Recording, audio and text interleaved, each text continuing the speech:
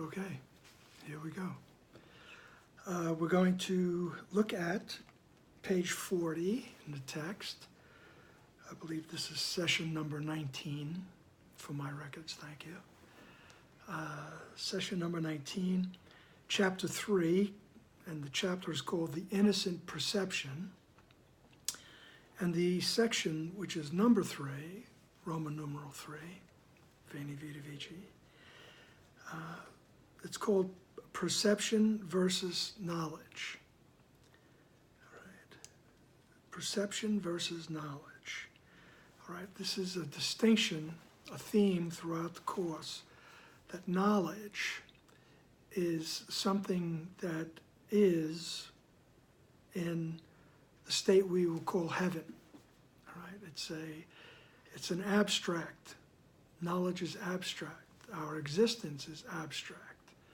It's very non-specific, okay? And basically, I think that's why, people like me, on some very unconscious level are afraid of going forward and pursuing, the state of abstractness, let's put it that way. Right, that state of heaven, that realization of the oneness with our Creator. All right? And when we seemingly turned our back on that state, okay, the concept of consciousness and perception came to be. All right? We perceive things, all right, because now there's a duality. There's a me and a you and a something else, and it continues. The ego continues to foster separation. So let's just get to it, okay? Perception versus knowledge. We have been emphasizing perception and have said very little about knowledge as yet. This is because perception must be straightened out before you can know anything. To know is to be certain. Uncertainty means that you do not know. Knowledge is power because it is certain. Certainty is strength. Perception is temporary. As an attribute of the belief in space and time, it is subject to either fear or love. Misperceptions produce fear, and true perceptions foster love. But neither brings certainty, because all perception varies. That is why it is not knowledge. True perception is the basis for knowledge, but knowing is the affirmation of truth and beyond all perceptions. Alrighty then. Okay. So he says perception has to be straightened out, okay, before you can know anything. All right, and that's what we do. Whatever spiritual path you're on, all right. The basis of that spiritual path was to straighten out perceptions. All right, to straighten out your interpretation of what's going on in front of you. What he said, what she said, what he did, what she did, what just happened, how come they do that, why is that always, it's unbelievable, it goes on, right? And these are our interpretations of what's happening to me. Oh, you bumped into me. That's fact. Right? How do I interpret that? That's perception. That's my perception. And a lot of those perceptions have to be straightened out, as Jesus says, before you can know anything, before you can even get a reflection of heaven, which is about the best we can do here in this experience, this perceptual, conscious experience. All right? About the best we can do is a reflection of heaven, a reflection of the oneness. Right? then. Knowledge is power because it is certain. Perception is temporary. Right? Perception is temporary. He says it's an attribute of the belief in space and time. Right? And it is subject to either fear or love. All right? We could dwell on that, and you could learn just about the whole course. All right? On that. Perception is temporary. It's an attribute of the belief in space and time. And the belief in space and time is a result of my belief that I separated from my source. I separated from that abstract condition of knowledge. Knowledge of the oneness. Knowledge of the, as they say, the peace of God that passes all understanding. That's the abstract existence. So we can get reflections of that here. All right? Until we're just ready for, as we said about the final judgment, that final judgment, when I finally judge against the ego, I say, no, I don't want that belief of separation. I don't want that belief in separation, which means I don't want the belief in space and time. I don't want the belief that, people do things to me. I don't want all that. I don't want those things. All right? I want to have my perception through the filter of love, all right? And the oneness and the healing of the split mind. So it's an attribute of the belief in space and time. And perception is subject to either fear or love. Those are the aspects, those are the filters that come with, as we call it, the wrong mind and the right mind. The wrong mind, which adheres to the belief that I separated from my source, right? And I'm guilty of that. Now I'm going to get punished, and now there's a you and a me, and I have to, watch out for you. And I have to keep, looking over my shoulder because there's something out there that's going to get me. That's fear, right? And that's, and you can see how a lot of your perceptions are through that filter, all right? They're subject to that filter.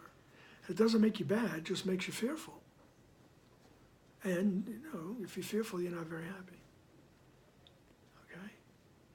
So it would behoove us to start questioning that. Is that what I really want? Is that really true, the way I see that? Right? Where can I get help in seeing that? That's when we go to our right mind, so to speak, and just ask, help me to see this correctly. Please, I want my perception to be changed. That's the miracle. Right? And there's many miracles along the way, right? There are, I think he's going to say later on, there are quantitative shifts before there's a qualitative shift, all right? So there's many shifts in perception before you get a big, oh yeah, oh. And then we continue to have those qualitative, those quantitative shifts until we get another, and then that just grand finale of very quality shift. All right? So perception is either subject to fear or love. When we ask for help in perceiving, we're asking, help me to have my perception subjected to love. I want to see through the eyes of love.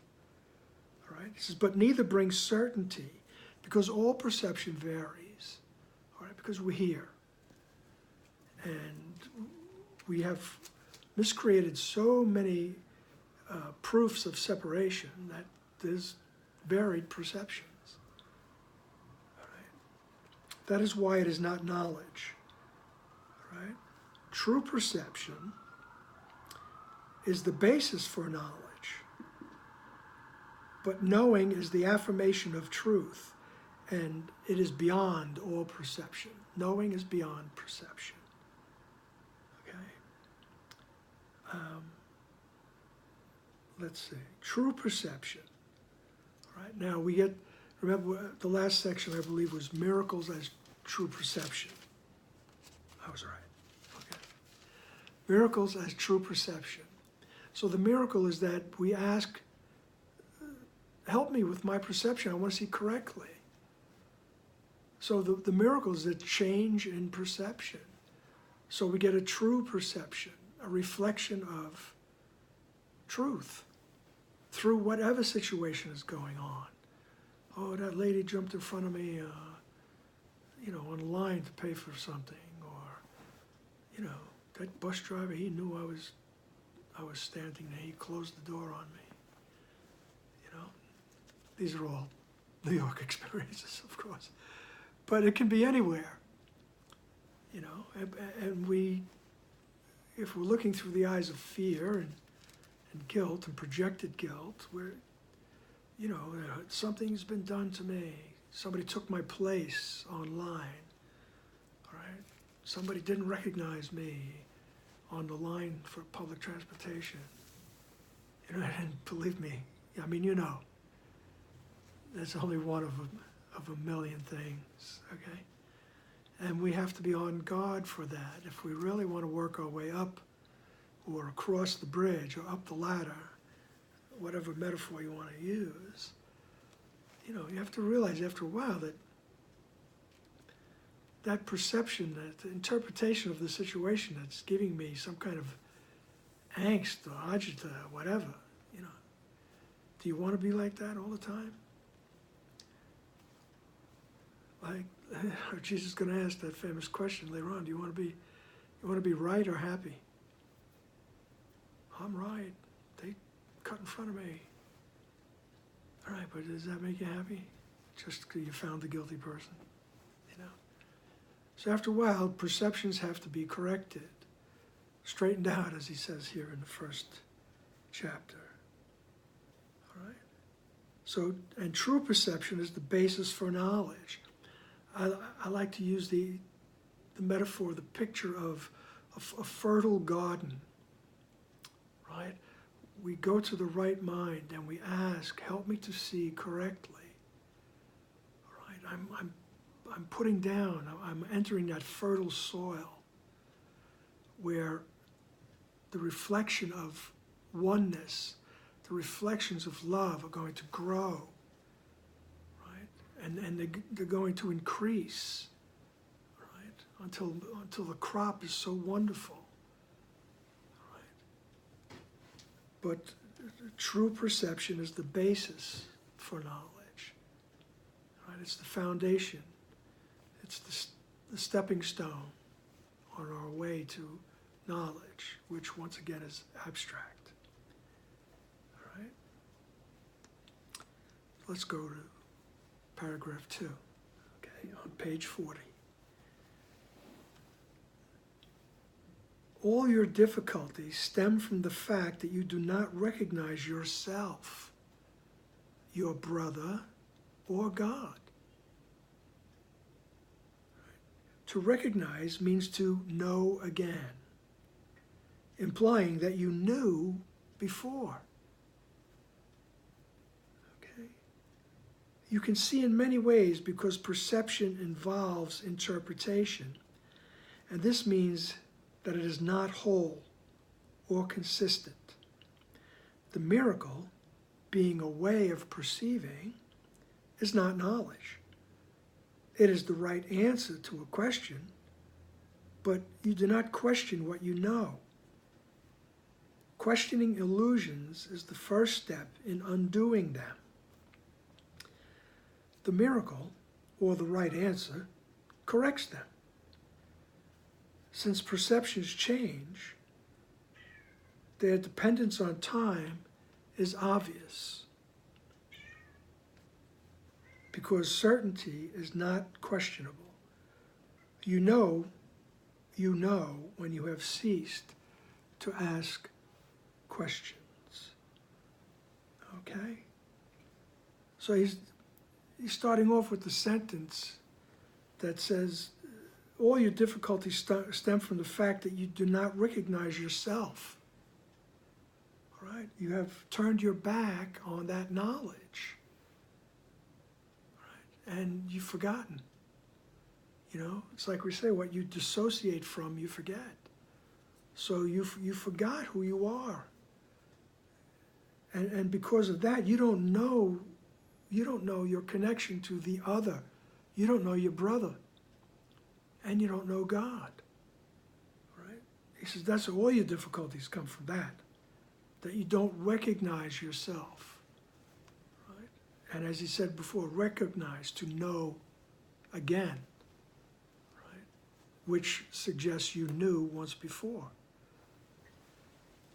So he says all your difficulties stem from the fact that you don't recognize yourself. All right? So this is a way back to ourselves. Right? By questioning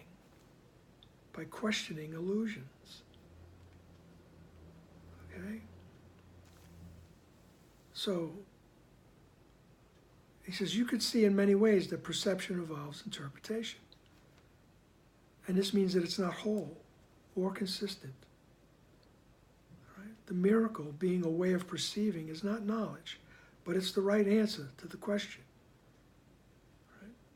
But you do not question what you already know. Right? Questioning illusions is the first step in undoing them. You know, and that can come in many ways. You know, the first thing usually happens is we realize we're uncomfortable. You know, I don't feel well. You know, I'm not happy, and I haven't been happy for a long time. You know, and it could be worse than that if I'm just miserable and depressed, or I'm angry. Right? And it takes a while for us to realize, hey, wait a second. You know, wait a second. Like I said to my friend Emily, you know, that my wonderful teacher Emily Andrews, in a session one day, I said, Emily, it can't be everybody. I feel like I'm angry at everybody. So that was a way of questioning my perception, right? And sometimes it takes us a while to even admit, hey, I'm angry, instead of just pointing a finger and saying, look at all these morons. You know, they make my life miserable. All right? So questioning illusions is the first step in undoing them. So it becomes a first step. How can I see this differently? All right? Which was the original question that started the channeling of the Course in Miracles. Bill Thetford saying to Helen Schuckman, there must be a better way. There must be a better way for us to communicate, to get along. This bickering can't, it will not stand. All right? To quote the Big Lebowski. All right? This bickering will not stand. Something has to change. So you were questioning the illusion that you're annoying me. You're doing something to me. Thus, the process begins. You know, later on, Jesus will say that's the invitation to the Holy Spirit. All right? We're reaching outside the dream, right? Reaching outside the illusions, asking for help. Can you help me to see this correctly? I think she's annoying me. I think she's picking on me. I think she's judging me. Whatever. A million things. Right? But maybe I'm wrong. Maybe I'm wrong. I must have some part in this. Can you help me with that? Can you help me to see correctly? All right? Can you help me to straighten out my perception, as Jesus said, paragraph 1. All right? So questioning illusions is the first step in undoing them. The miracle, or the right answer, corrects them. That's the change in perception. Corrects the illusion. All right. So since perceptions change, their dependence on time is obvious. Right? And I was thinking about that. Is it really obvious? Yeah. Just think about it. I mean, you don't see things, you don't interpret things the same as you did 10, 20, 30 years ago, depending on how old you are. Right? I don't interpret things the same way I did 50 years ago. Right? And you look back on it and say, yeah, perceptions changed. They are subject to time and space. Right? And how you perceive at any given time determines what you do. So when I was 19 years old, the way I was perceiving the world was a lot different. And so my actions were different. Right? My responses to things were different. Okay? So perceptions change. Their dependence on time is obvious. How you perceive at any given time determines what you do, and actions must occur in time. Right? There's no action in timelessness. There's no action in the abstract. Right? Some of us who are tired will appreciate that. Alrighty then. All right, so knowledge is timeless. Knowledge is timeless because knowledge is certainty, right? And certainty is not questionable. You just know. There's nothing to question, right? And you know when you have ceased to ask questions. Right. Paragraph 3. The questioning mind perceives itself in time, and therefore looks for future answers. Right? The closed mind believes the future and the present will be the same. This establishes a seemingly stable state that is usually an attempt to counteract any underlying fear that the future will be worse than the present. This fear inhibits the tendency to question at all. Okay? So, very short paragraph, but very powerful. It shines a light on the way we think, really. So we are the questioning mind. All kinds of questions. Jesus says, one of the best questions is, what is it for? But sometimes it takes a while for us to get to that. Is it for fostering separation or fostering oneness? What is it for? Even that is a question. All right, but we have questioning minds. So we perceive ourselves in time because we think the answer is in the future somewhere. Okay? And he says, and a very closed-minded individual will think, well, the future is going to be the same as the past. Right?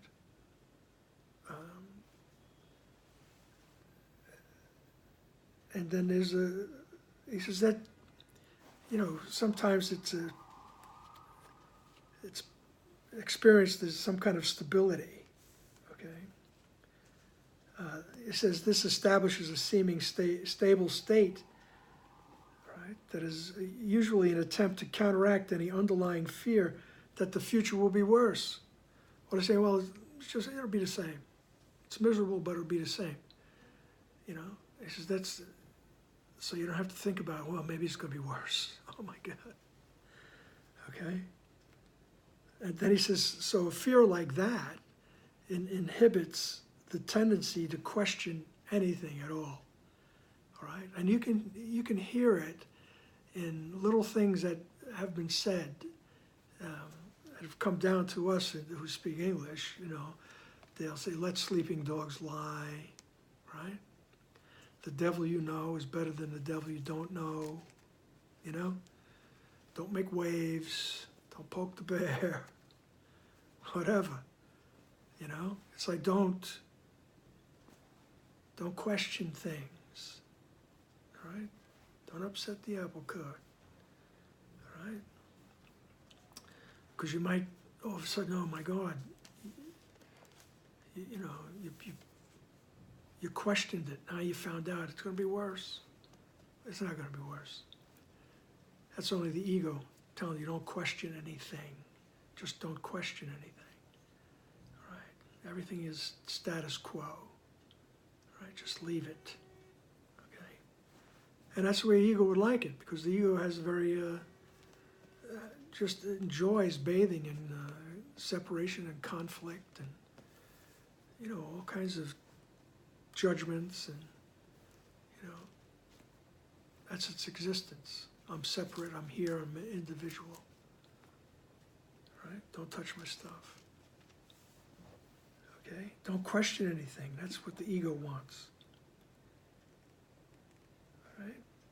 Paragraph 4, true vision is the natural perception of spiritual sight, but it is still a correction rather than a fact. All right? So true vision, our corrected vision, right? Those, we keep asking for that miracle, the correct perception. How can I see this correctly? I'm willing to see it correctly. All right? That leads us to true vision. All right?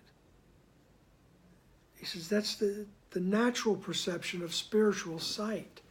So when we're seeing consistently with our right mind, with our spiritual eye, all right?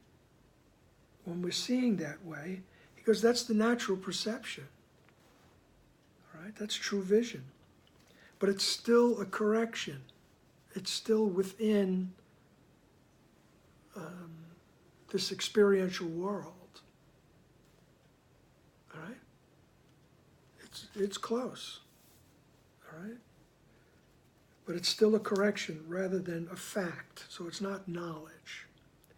Spiritual sight is symbolic, and therefore it's not a device for knowing. It is, however, a means of right perception, which brings it into the proper domain of the miracle. All right?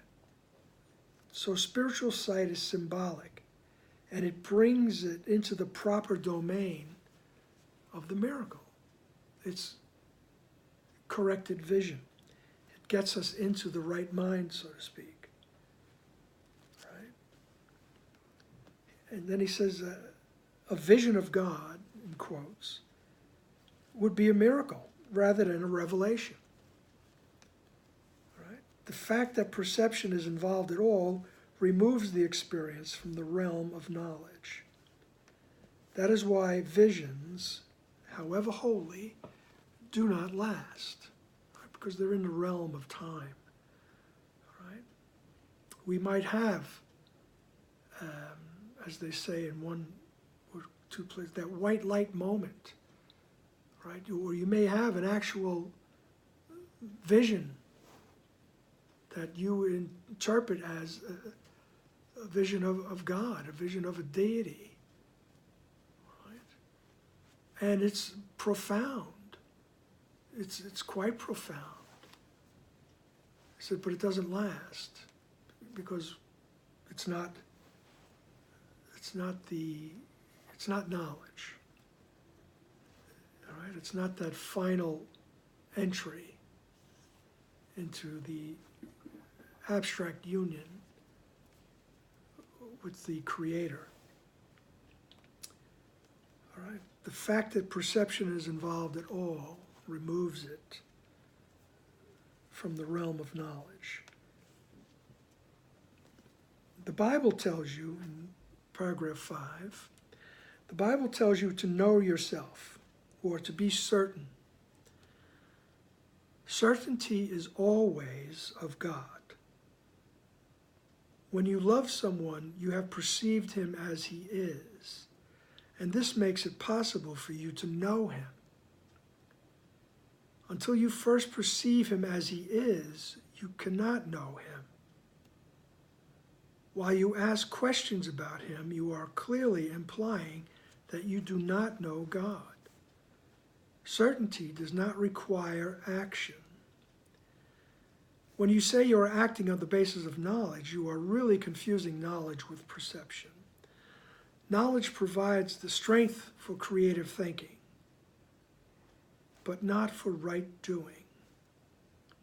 Perception, miracles, and doing are closely related. Knowledge is the result of revelation and induces only thought. Even in its most spiritualized form, perception involves the body. Knowledge comes from the altar within and is timeless because it is certain. To perceive the truth is not the same as to know it. Okay, it's not like Jesus is trying to put us in a place or anything. He's just letting us know that this really is a process.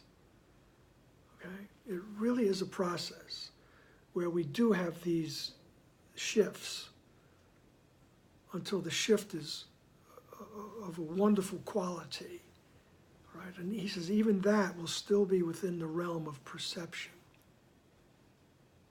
Okay? There's nothing to worry about, all right? Nothing to worry about. He's just making some distinctions here in his language and in the thought, all right? Because we have to use words. Trying to use words to describe the wordless, right? The abstract, right? It's just trying to help us out with that, okay? So, let's just go back to sentence 3, though, at the top of page 41. When you love someone, you have perceived him as he is, and this makes it possible for you to know him. Right? It's these little words. That's why I like poetry, because words are chosen specifically. You know, the way artists, painters would choose colors specifically.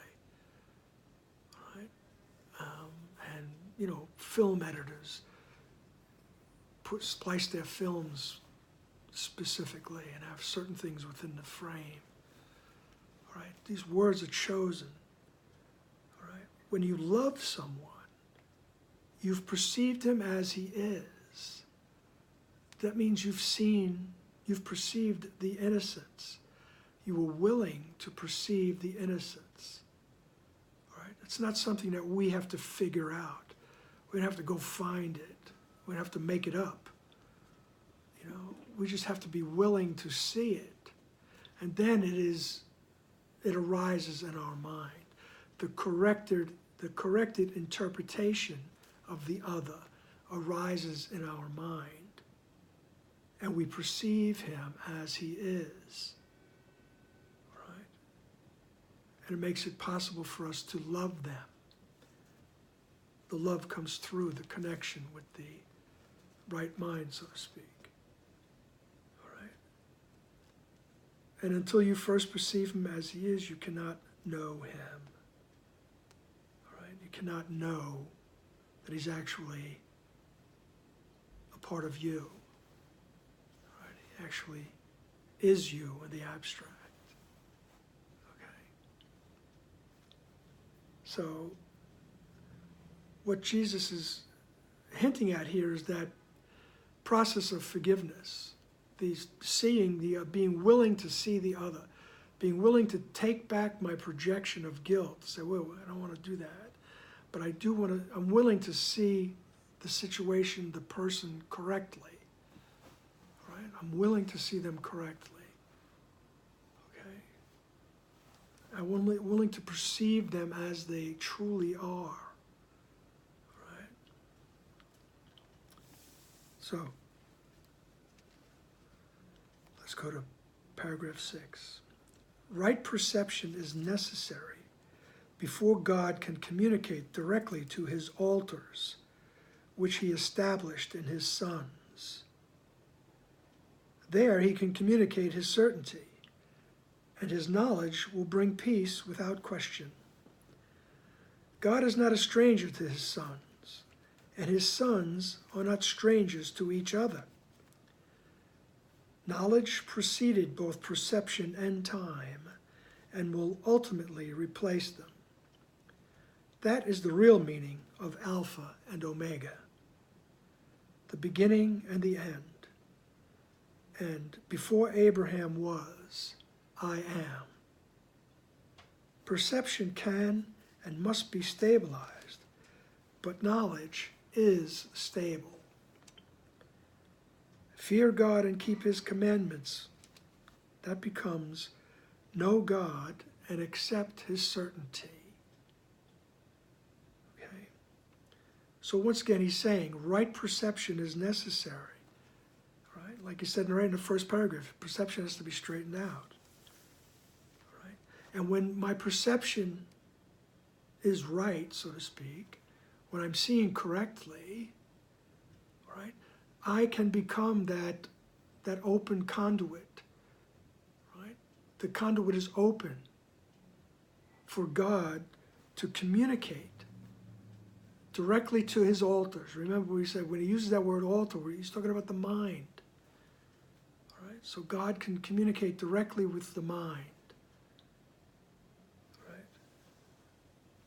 Which he established in his sons. All right, so we're using words here to create a mythology, so to speak, as if God, did these things. All right.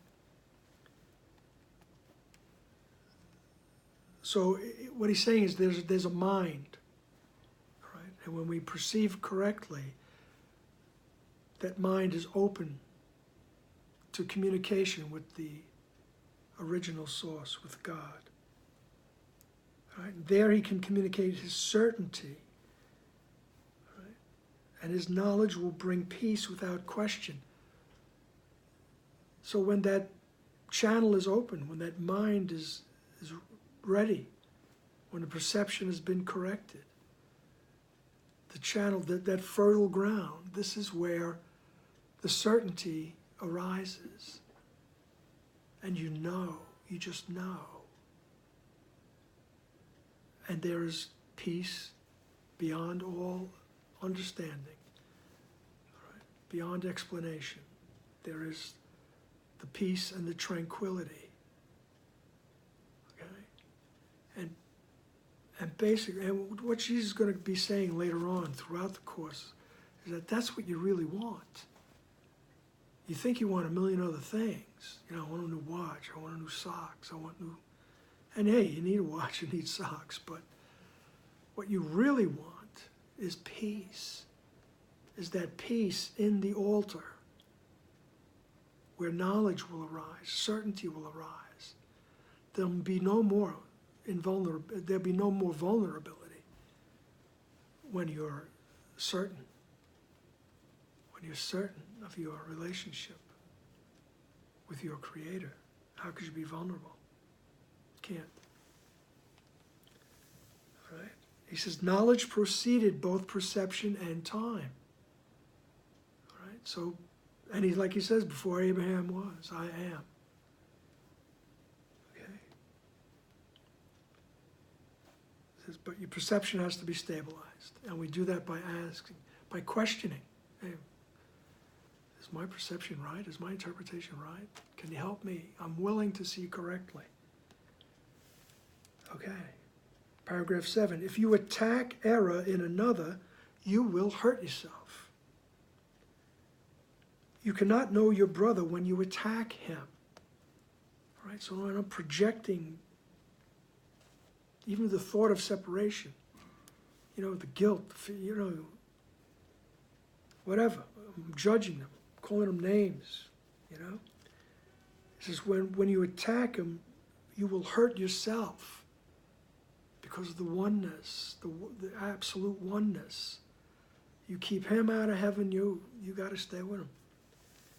You cannot know your brother when you attack him. Attack is always made upon a stranger. Right? So you don't know. In other words, you don't know. You don't know his relationship or her relationship to you. So you attack them. Even if You've been living with them for 15 years, 30 years, 40 years. You don't know who they really are. So you attack. You attack them. Attack is always made upon a stranger. You are making him a stranger by misperceiving him. See if I just read the next sentence, I wouldn't have to explain that. You're making him a stranger by misperceiving him, and so you cannot know him. It is because you have made him a stranger that you are afraid of him. Perceive him correctly so that you can know him. All right? Perceive him correctly. I'm willing to see him correctly. Help me out with that. Okay? There are no strangers in God's creation. Right? Think about that. To create as he created, you can create only what you know and therefore accept as yours. God knows his children with perfect certainty. He created them by knowing them. He recognizes them perfectly. When they do not recognize each other, they do not recognize him. All right? So when we do not recognize the innocence in each other and our relationship to each other, the oneness, all right, then we don't know. We don't recognize God. All right? We don't recognize our own selves. All right? As he said in paragraph 2, you don't recognize yourself, your brother, or God. Right? Because we're running around in this experience that says I'm separated from myself, my brother, and God. Right? And it all just needs corrected perception. Okay, bottom line, corrected perception. And you have to know that your correction is a little off. You have to question it in order to start back, all right, on that the bridge or the ladder, whatever you want to say. Okay? All righty then. Let's end it for today. And I truly thank you for being here. And I truly thank the responses, because I know someone's out there. All right. Or as Ken would say, remember, Kevin, there's no one out there.